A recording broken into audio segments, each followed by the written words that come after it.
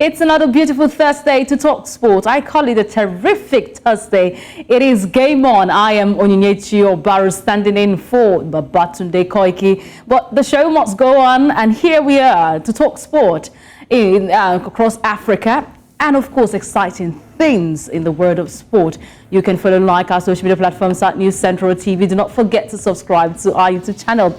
Engage the hashtag in the game and also game on to join the conversation. I would not be doing the show alone today. I've got with me in the house, I've got Wale Adigun, a podcaster and a broadcaster. Of course, he's there looking to fly, looking like he cannot how to fly, but he can. Thank you so much for joining me on the show today. It's great to be here with you. Some female spice. Yes, of course. Yeah. Bringing a touch of spice in here. And I've also got in-house, I would say, our sport analyst and an event expert. I've got Opeyemi Adebari. Thank you, Ope. Fine boy, no pimples. Yeah, always a pleasure to be here. Good to have you on the seat. Yes, of course. Good to be here to talk sport with Mendem, of course. But I will be starting with women martyrs, of course, and with ladies who are making a mark in the world of sport, doing something exceptional in the world of sport. And those are the women we'll be talking about right now. Simi Adeagbo, she's one of them, and we should give her flowers.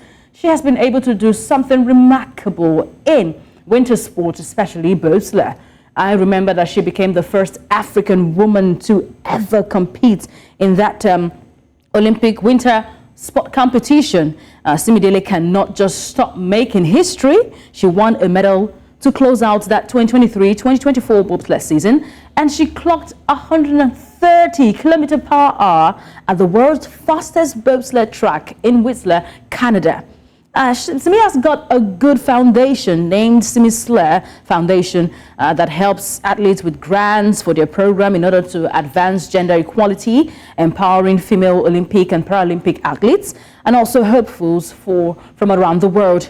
In 2018, after becoming Nigeria's first Winter Olympian, the first African and black woman to compete in the sport of skeleton at the Olympics, Simi Dele, she's popularly known as Simi Adeagbo, wanted to make sure that the doors she pushed open would remain open for other women and girls. But she recognized that there was a significant need to create more access for underrepresented female athletes to reach the starting line, also knowing the social benefits cultivated through sport, which are thought to be especially important for girls. She saw that opportunity and she was able to get that with her Simi Foundation.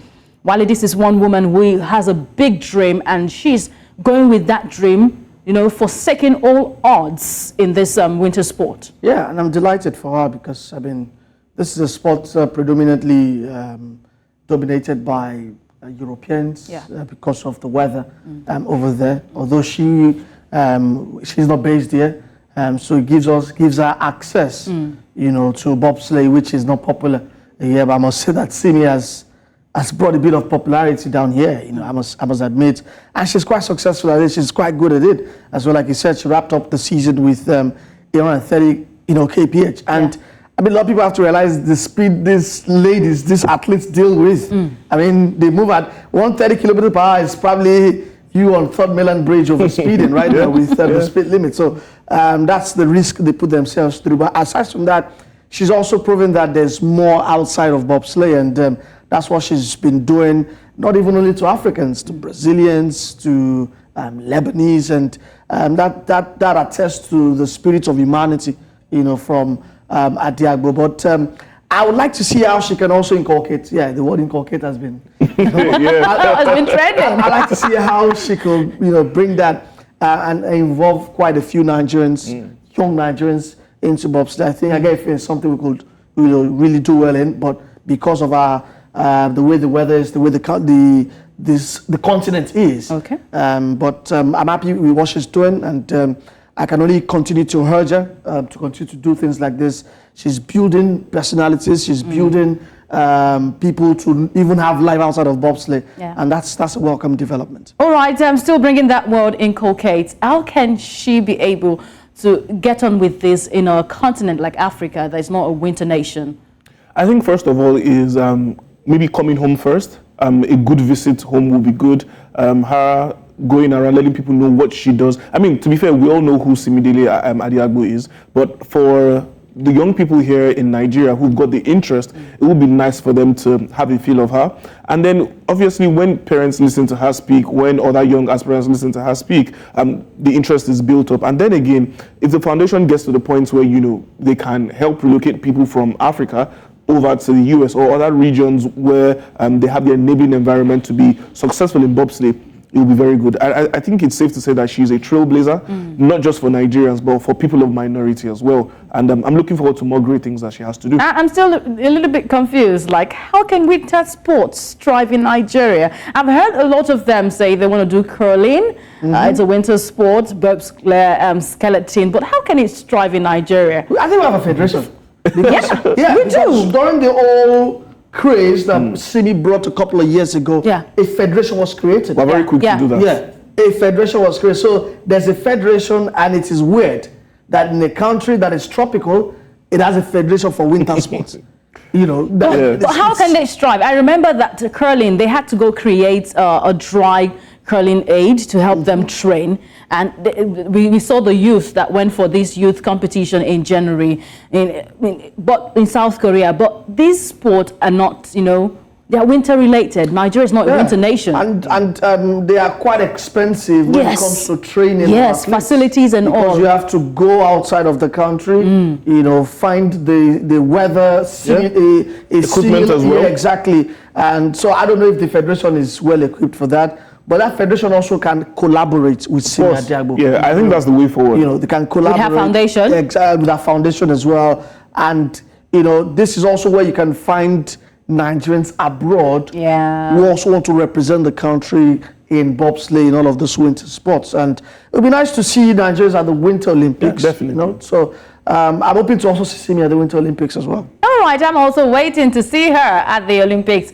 What can Nigerians do? Of course, I'm talking about a lady who faced racism in her time playing football for the English women's national team. But right now, she has made a very big, giant stride.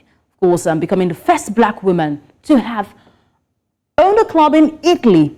Now, Eniola Aluko, she's been called, becomes the first black female football club owner in Italy as part of a multi-club ownership group in Mercury 13. We are set to invest $100 million in acquiring women's football teams in Italy. Their first acquisition comes after purchasing a controlling stake of the Italian women's side, ComoWomen.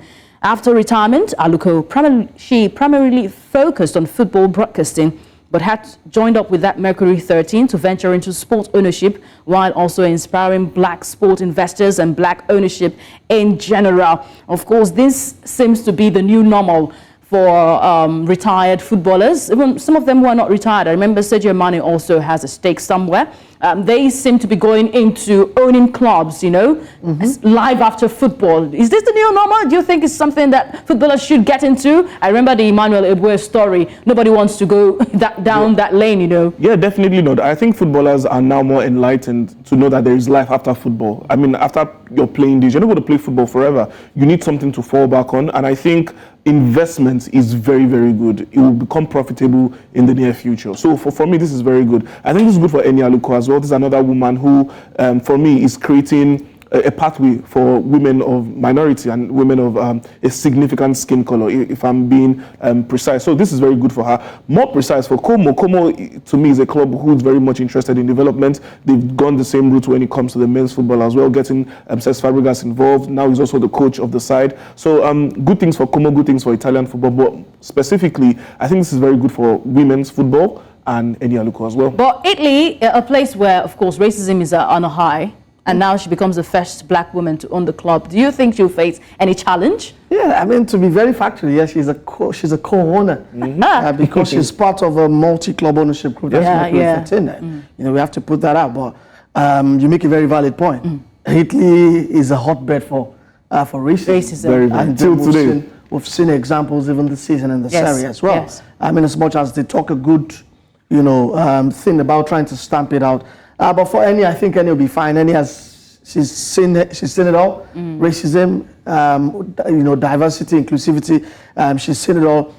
Former winger, former striker, former sporting director as well. Because She was sporting director at Angel City and I think Aston Villa before she delved into delve again. Before she delved into punditry, you know, you've seen her at the World Cup, the Women's World Cup with ITV as well. So she's well equipped, and I was looking at the multi-ownership, those who made up rates, majorly only women, and these are women of substance. The owner is Greek, Argentine.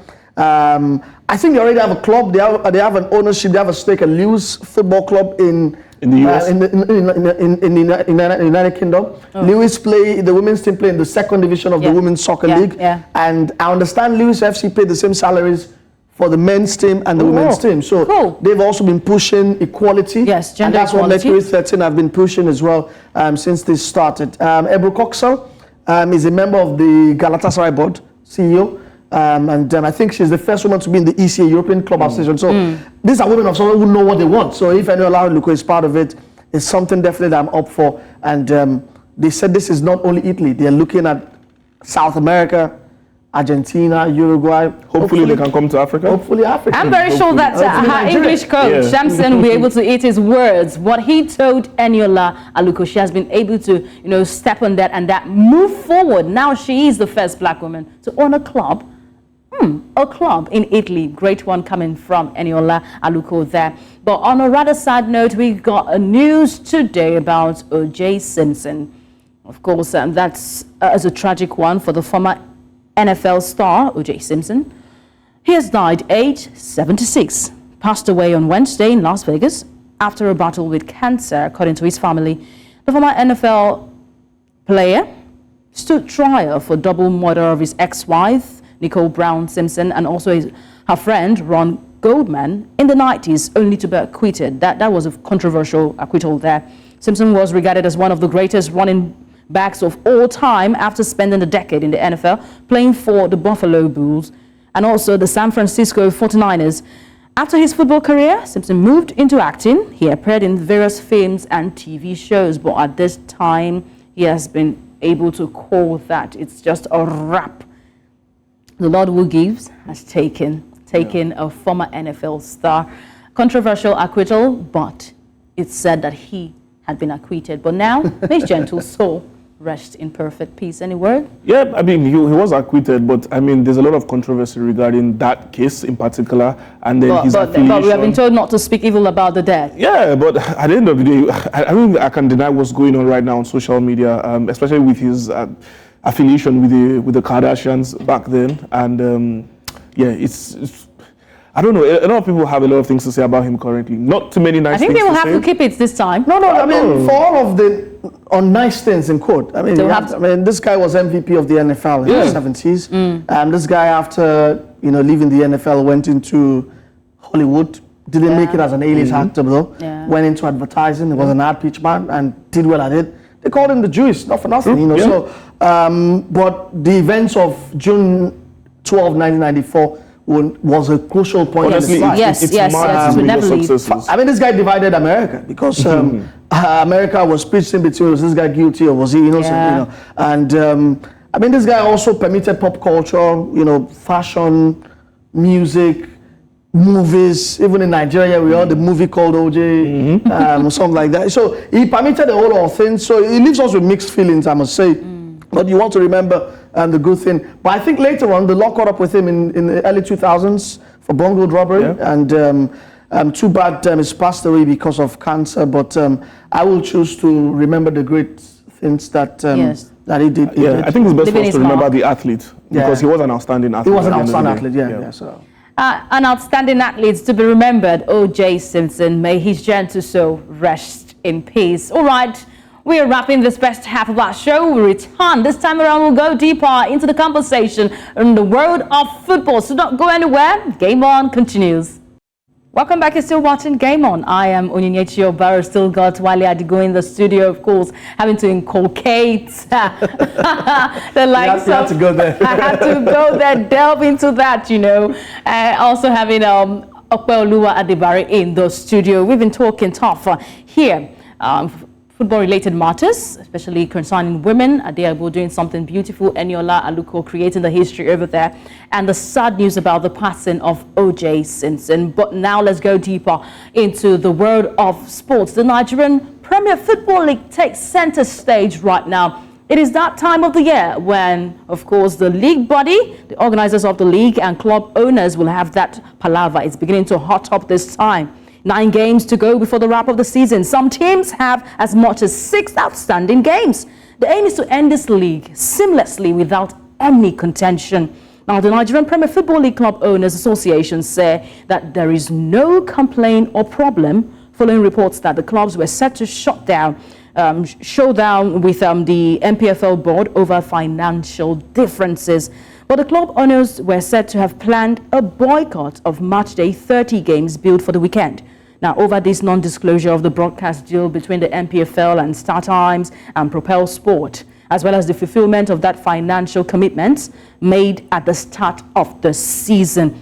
You know, this kind of a thing, this is what we see. This is not the abridged league again. We're having a league where we get to play that total number of games to determine the winner. And when it gets to this time, everybody wants to pick a continental slot. When do we get past this in the league, Wale, you know?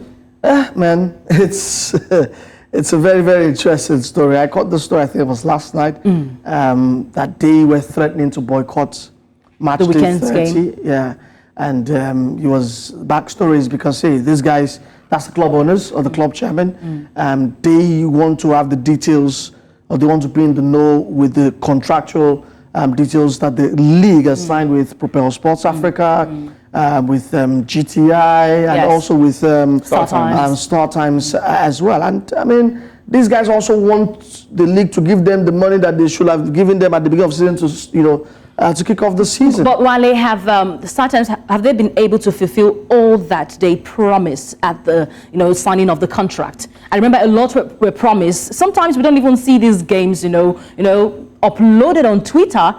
Yeah, but what StarTimes promised was to beam at, I think at the beginning of the first year was 2 games. Yes. Every weekend, which they've fulfilled. Selected games. Yes, selected games. They've done that. But could StarTimes have done more in promoting the product that they have spent a lot of money to acquire for the next 10 years, according to what we heard? I don't think they have. Have the NPFL also done enough from their own end? I mean, the media department of the NPFL is dead as far as I'm concerned. I can say that with no fear. Why do you say so? I say so because, I mean, the product is not there for everyone to see. I don't even know who the top scorer in the league is. Even if I do know it, 10 out of maybe 15 not being promoted. don't know them. And I think a lot of club sides, they do better in terms of social media compared to the NPFL.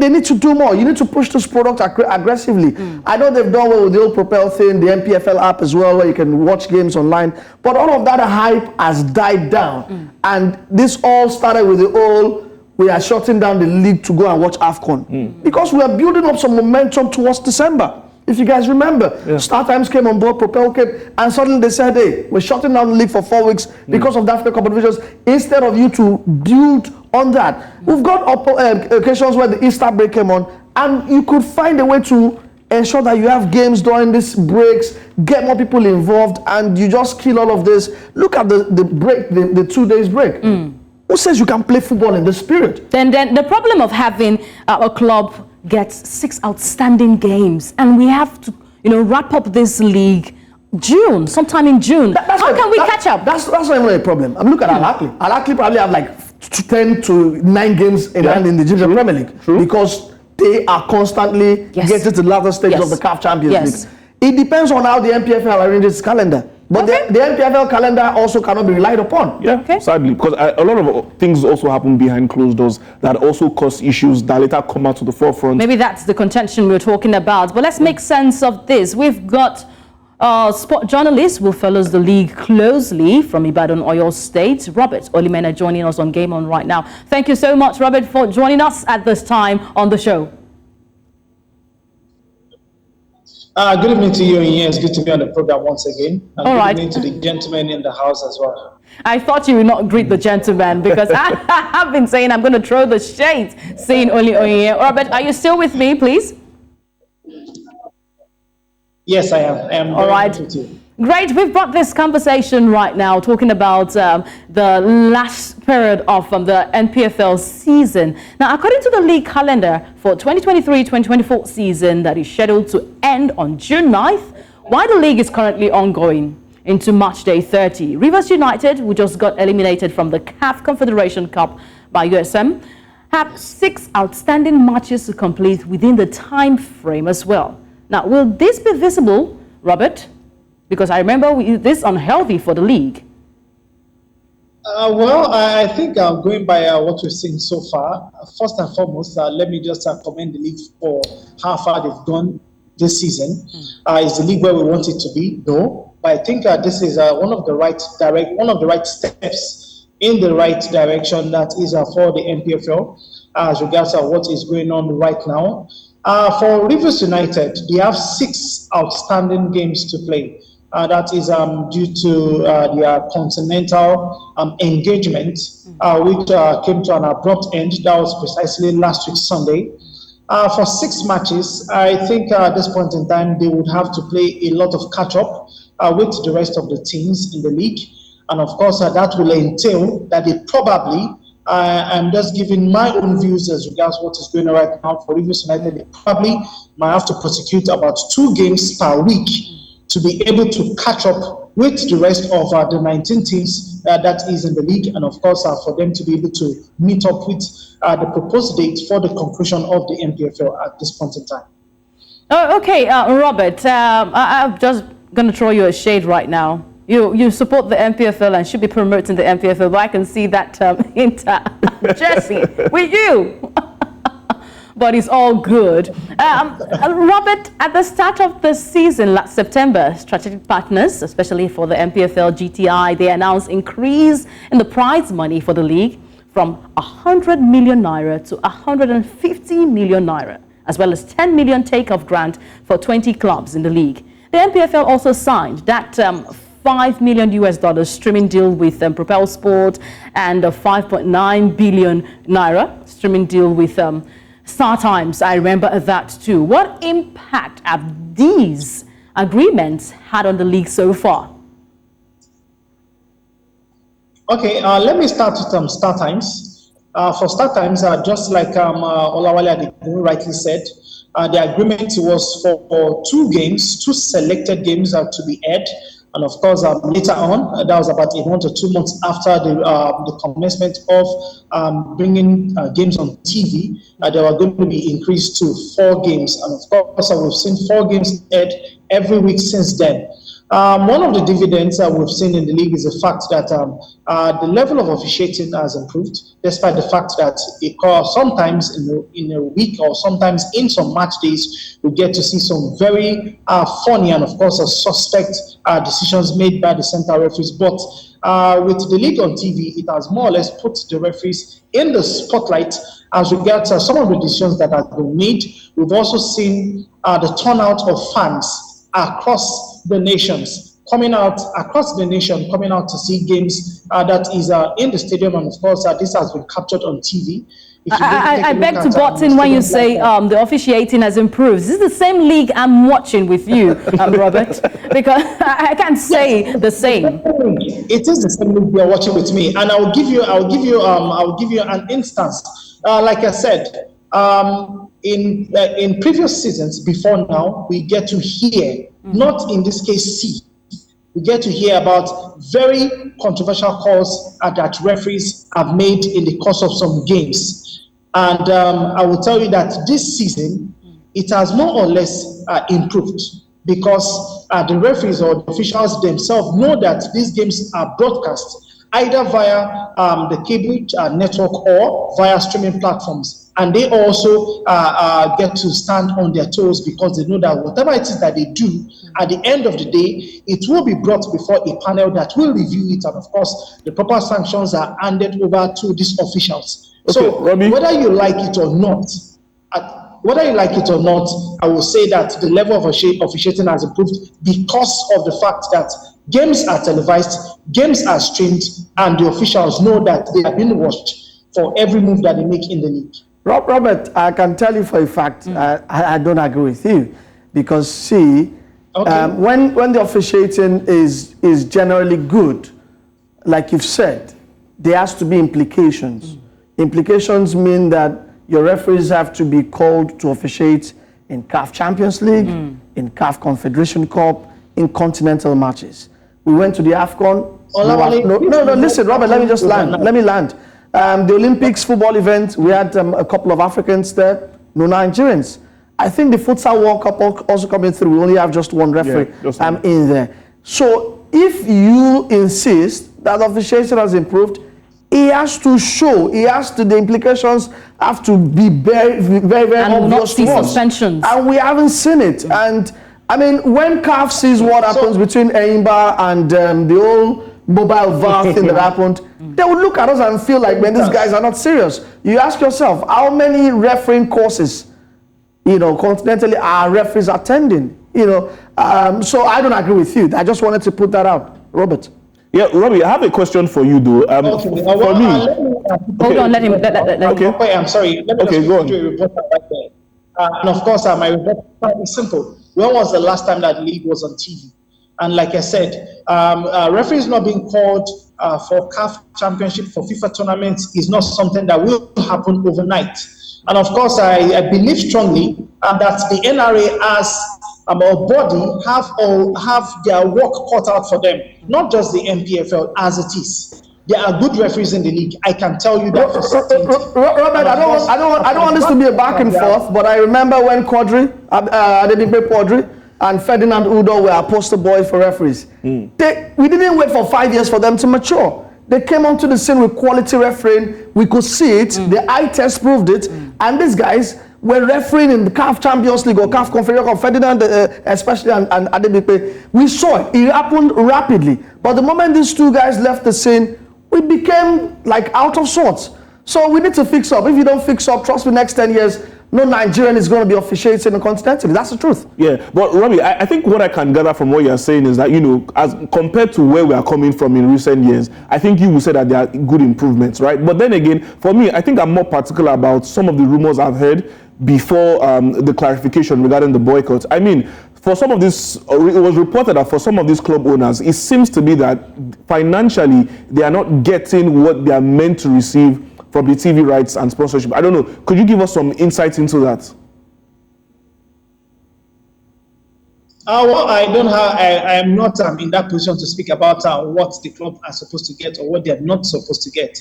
The most important thing is the fact that for both sides of the divide, they have come out to say that there will not be any postponement or any boycott of games set to be played this weekend, and of course, games will go as scheduled. Like I said, as regards if the club are getting what they're supposed to get, I am not in the best position to speak about that. All right, Robert, thank you so much for sharing your wealth of knowledge concerning the Nigerian Premier Football League. It's been an interesting conversation. Thank you very much for having me. We do hope that you have a lovely night rest. All right, there, Robert has been able to break down some, not a back and forth, coming from Wale. Wale, calm down, eh? No. We'll pour you hot, cold water.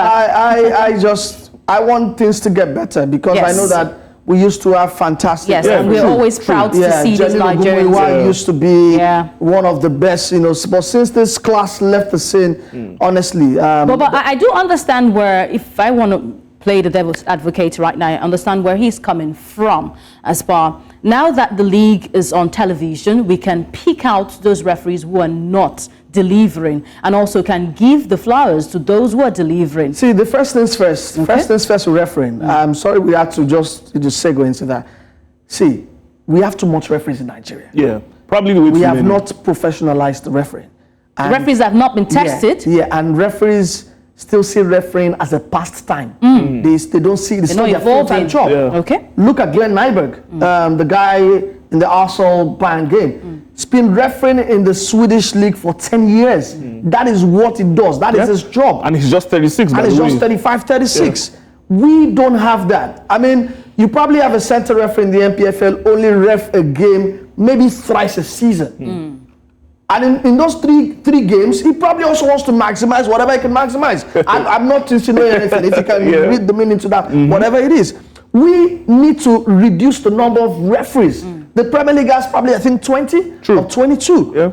We don't even, you look at all the referees in the Premier League, you know all of them by name. When the NPFL, and they're earning whooping amounts. Of course. But I think before we get to the point where we can say they are earning well, I think they need to show that they are competent on the job. And then, I heard what you said, talking about the fact that yes, we have select games on start times, but then again, when we come to these select games, those referees might probably want to be on their best behavior, knowing that they're going to be seen globally. Because when I think about it, most of the issues that we've had this season haven't been on the games that have been televised globally. Yes, televised. So, and I think most of these issues have come out. Social media. Yeah, thanks to social media, exactly. Doesn't work. Yeah, so if not for social media, we probably wouldn't have seen some of these issues that have happened. TV is a means of getting referees to be at their best behaviors. Trust me, that's not true.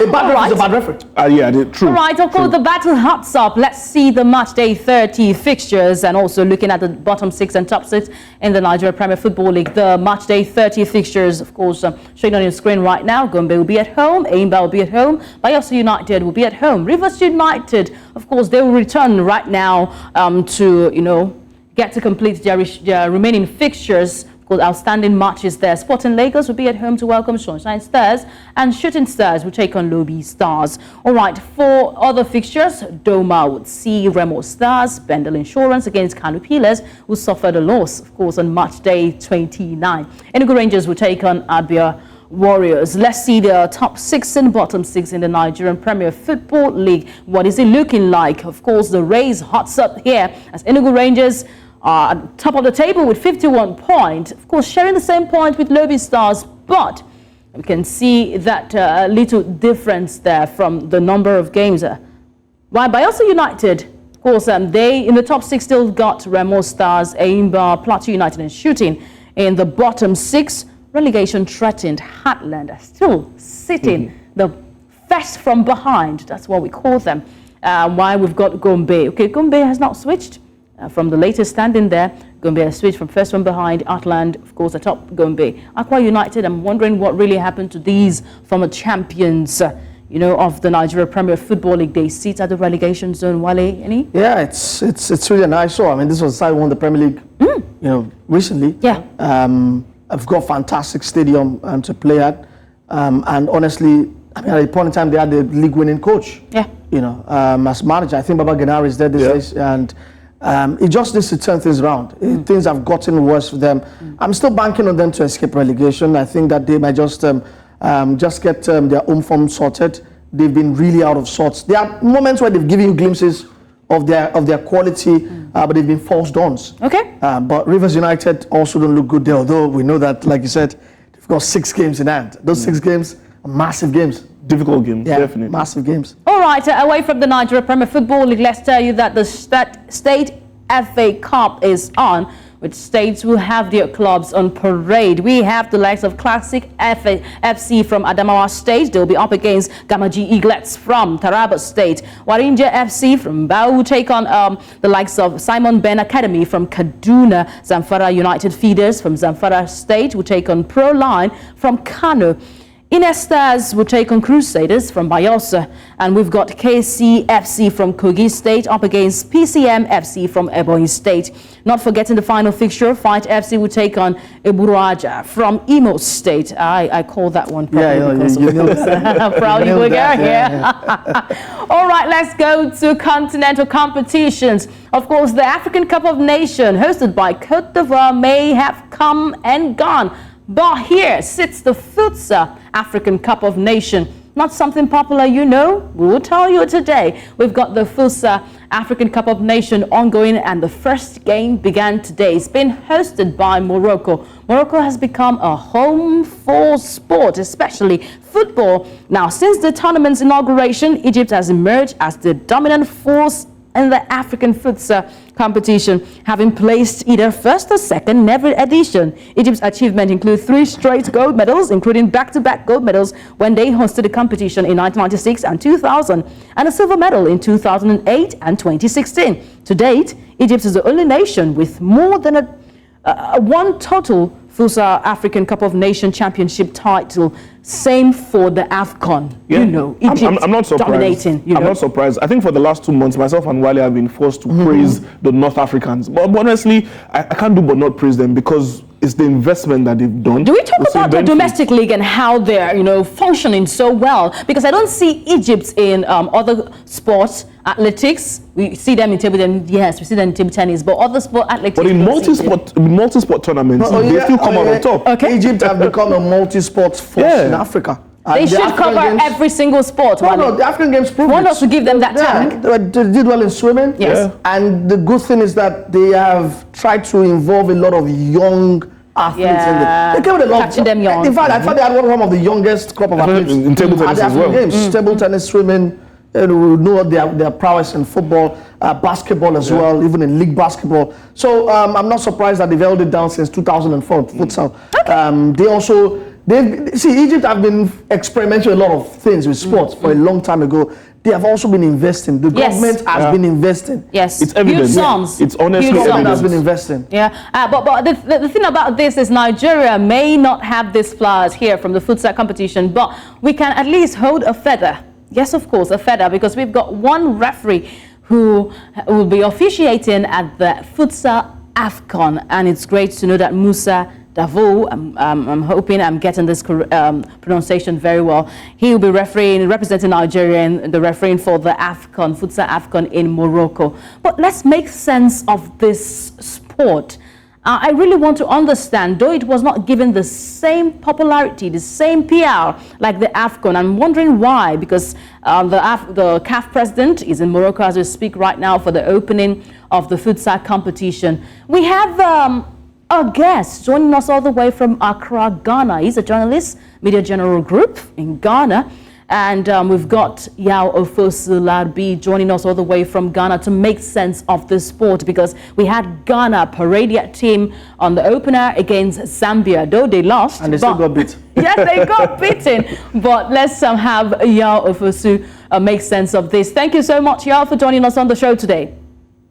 Thank you so much for having me. It's great to have you join us in this conversation. Yao, we see this sport and not many understand how it is played. Please do help us make sense of the technicalities of the futsal football. We really need to understand so we know what we're getting into. Generally, futsal is like it's like similarly like playing tennis on a table. So it's like football on a very smaller pitch where not too many touches are had. You don't have to possess the ball as much as you do in a real football match where you have midfielders who kind of like hold on to the ball for a really long time. It's really fast, and it just goes end to end really fast, and you just have to be calm and know what you're doing or know what you're about before you can get any results. But then the thing is that usually with football, you can make one or two mistakes and still get back into the game. But with futsal, it's not necessarily like that. Okay, but after almost 3 decades of being in the state of limbo for a Ghana futsal team, the Ghana Football Association came up with something beautiful. Yes, that's the Ghana Futsal Premier League in 2023. And the president of the federation promised that he's ready to bring back the glory days of the sport in the country. Now, with the opening loss against Zambia, do you think we are seeing a light at the tunnel? Ghana was beaten at the opening game in this competition. Now, same Ghana for the AFCON 2021, 2023 is the same Ghana we are seeing in Morocco in 2024. The thing about this futsal team is that Ghanaians have not particularly given them a lot of grace, just given how we've qualified to this competition. Now, we were beaten by Ivory Coast by 4-0 in Ghana, and then we went there to beat them by 6-2 to qualify. So already, even in that qualification process, there were a few issues in there, but they were still able to do it. And so there are not many Ghanaians who are looking forward to see anything from this team, if I'm being honest. And futsal in itself is not particularly a sport that is really popular here in Ghana. And so there's really a difference when it comes to that sport as well. So it's basically what it is, really. I am not surprised that we lost to Zambia. It's just maybe the margin that shocked me a bit, because I didn't think that we'd lose by 5-2. I thought it would have been a much slimmer margin. But like I said earlier, Ghanaians have just a tendency of holding on to the ball for too long. And I think that they've still not gotten the sense of what futsal really means, and they're still using the ideas they have in actual football to play futsal. Wow. And that's where the problem is for Ghana. So, yeah, I mean, hopefully in the next game, which is against Morocco, they do better. But, I mean, myself being Ghanaian, knowing how Ghana starts tournaments, we usually do not start tournaments in the very best way. And this is just a testament of it. Okay, yeah, I know it's still early days, but in your own humble opinion, who do you think is going to come out victors at the end of this tournament?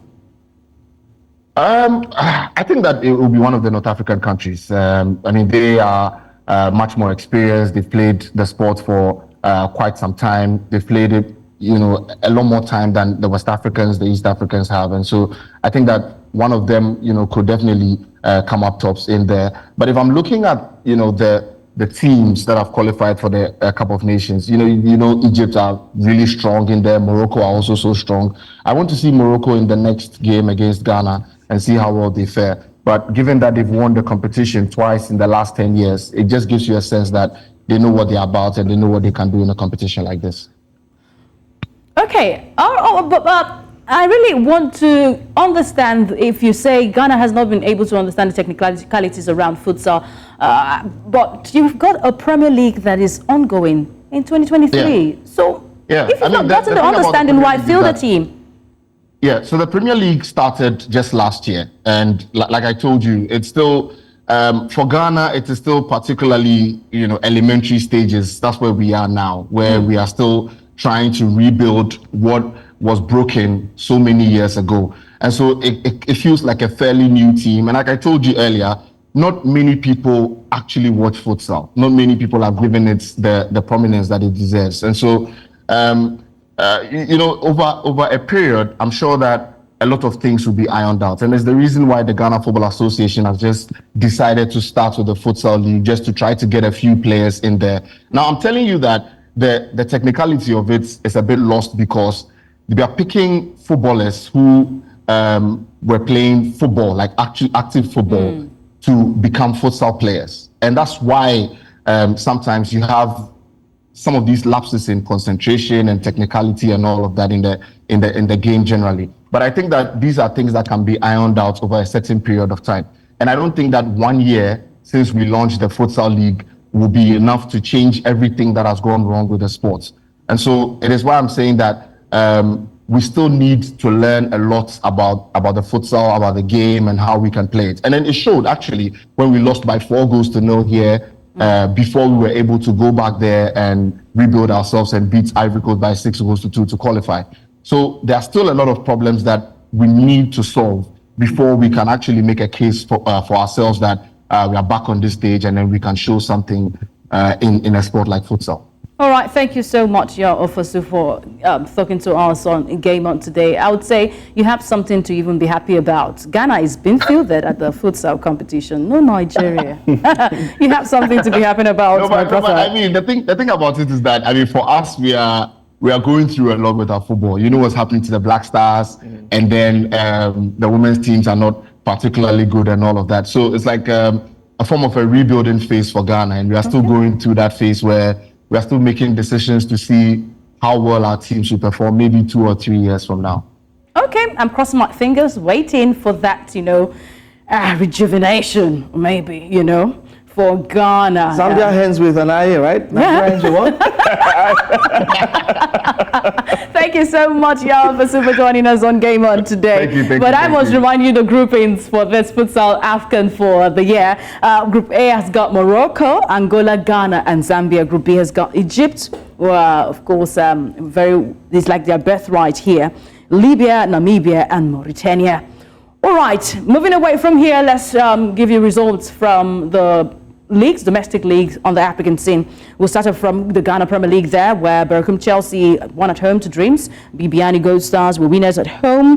We had more home winners here for the Ghana Premier League, especially for Mediama, who went 2-0 against Hearts of Oak. Very surprising there. Real Tamale, of course, ended 1-0 against Nation. So home winners getting the day. Ashanti Kotoko will be up against Nsua Threeman. That's the game to expect in the Ghana Premier League. For the Egyptian Premier League, we've got Al Masry up against Future FC. El Zamalek should take on Al Ittihad Alexandra, and ZFC should see Al Akli. Al Akli were coming off from the continental competition.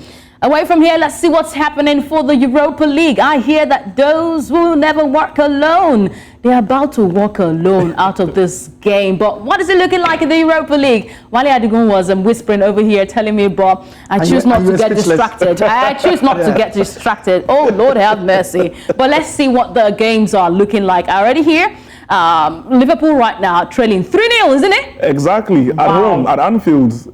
Wow. To Atalanta. And I think about it, Jurgen Klopp switched up the squad. Obviously, he has the Premier League in mind. But then switching up the squad, what's going to happen? And now you're losing 3-0 at home at Anfield.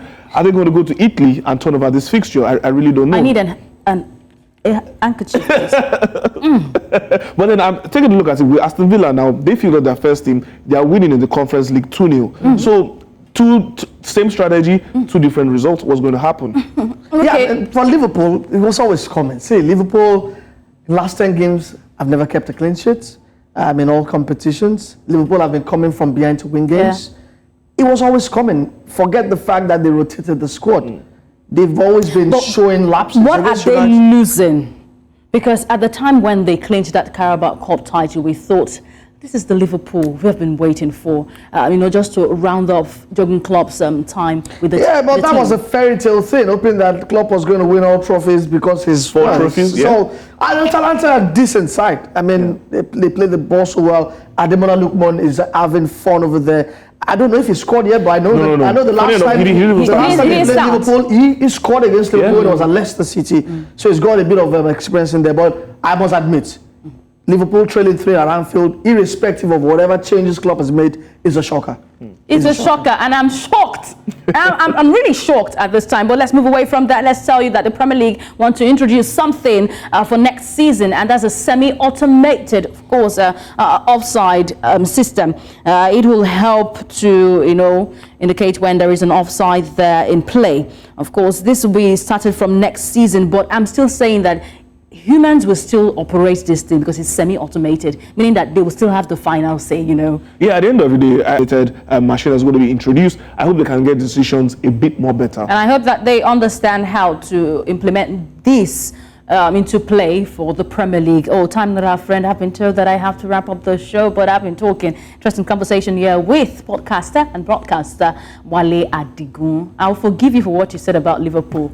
I'll just forgive you, but it's fine. Also, sitting just close to him, Adebari, of course, interesting conversation with Ope on the show today. And I am Onyinyechi Ogu-Obaroh, but I will not go before telling you.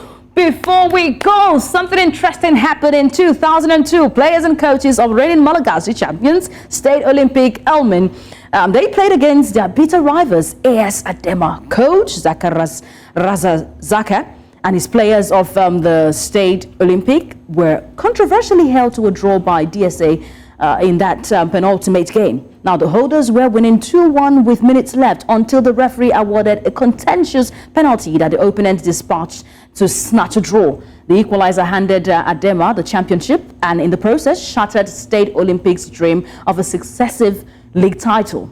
State Olympic had that play in the next week, and when the first whistle went, quickly they won possession and kick-started to plan a protest against the referee. Now, they had to score 149 rapid own goals just to get back at the referee who made a wrong decision in the previous match to deprive them the title. What a way to get back, 149-0? Yeah. Historic. Is it the number of goals Andrew Onana has conceded this season? Maybe Liverpool also wins by 149. Yeah, we'll see. All right, it's an interesting conversation. You can catch up, get to follow, like our social media platforms at News Central TV. Do not forget to subscribe to our YouTube channel, #GameOn. Join the conversation. Thank you so much for being there. Good night.